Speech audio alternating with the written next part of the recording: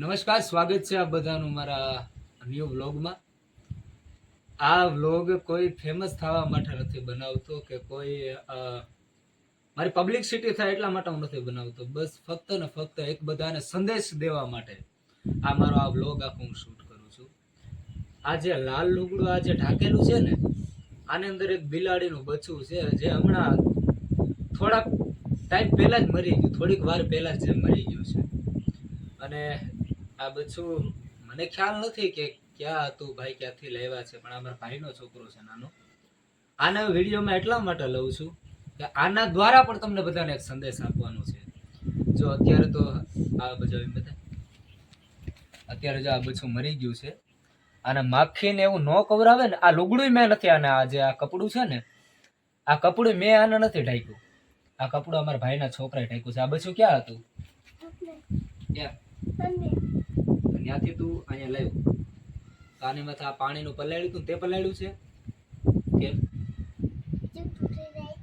જીવતું થઈ જાય એટલે. હમણાં હા ઓલી સાઈડ થોડી જગ્યા છે, ત્યાં બચ્ચું જીવતું હતું. કૂતરાએ મારા ખ્યાલથી શાયદ આને વિખેલું છે અહીંયા, કારણ કે અહીંયા નખ ને એવું બધું મારેલું છે. તો ત્યાં બચ્ચું જીવતું હતું, અહીંયાથી થોડો થોડો જીવ હતો. તો ભાઈનો છોકરો ઘરે લાવ્યો, એના ઉપર પાણી નાખ્યું, થોડુંક પાણી પીવરાવવાનો પ્રયત્ન કર્યો પણ પાણી પીધું નહીં. અને મને હમણાં મારા મોટા ભાઈ છે, એમણે વાત કરી કે રોટલીના થોડાક ટુકડા કરીને ખવડાવવાનો આ છોકરાએ પ્રયત્ન કર્યો, પણ બસ જીવે એમ નહોતું.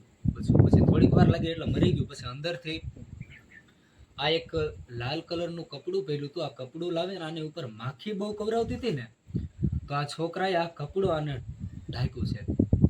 હવે આ વ્લોગ બનાવીને મારે તમને બધાને ખાલી એટલો સંદેશ દેવાનો છે કે સાહેબ, આ તો નાનું એવું બાળક છે એક, હજી આને કઈ ભાન નથી, આને કઈ ખબર નથી પડતી. હું તમે તો ઢાંડા દેવા થયા છે, મોટા થયા છે. અમારે માને તમારે આમ કદાચ માણા મરી જતો હોય ને તો એ ઊભા નથી રહેતા. આ એક નાનું એવું બચ્ચું ખાલી સાહેબ મરી ગયું હતું.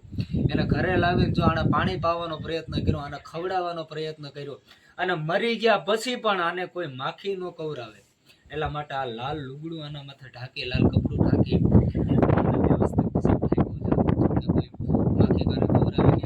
બાળક જો સાહેબ એટલું બધું કરી શકતો હોય તો હું ને તમે તો સાહેબ મગજ છે ને, મને તમને તો ઘણું બધું, ઘણી બધી મને તમને તો ભાન છે ને, ઘણું બધું કરી શકીએ. પણ ખેર, આને તો હમણાં હું જે આને કામ કર્યું છે એના માટે મારાથી જે કાંઈ પણ થશે, મારા ભાઈનો સગા ભાઈનો છોકરો છે, તો એને કંઈક હું ભાગ લાવી દઈશ, કંઈક ખવડાવીશ. કારણ કે એક સેવાનું કામ કર્યું છે, સેવા કરી મને પહેલેથી ખૂબ ગમે છે.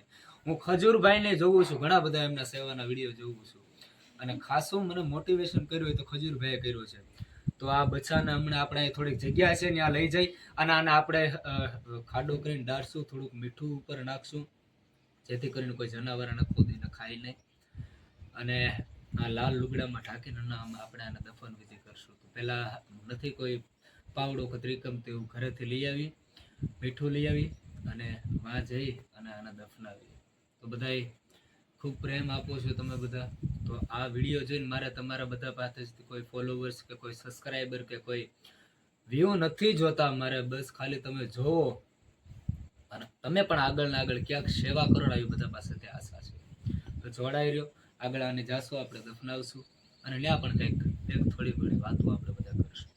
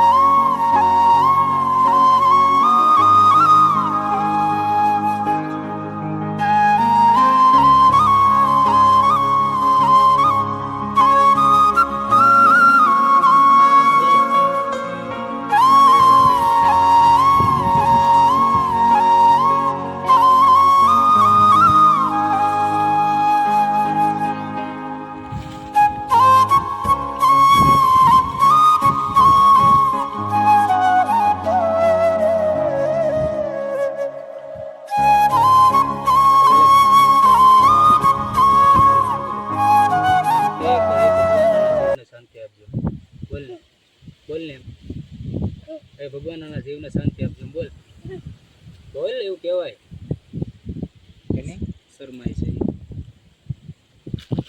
દાદા હાલો દૂધ નાખવા દે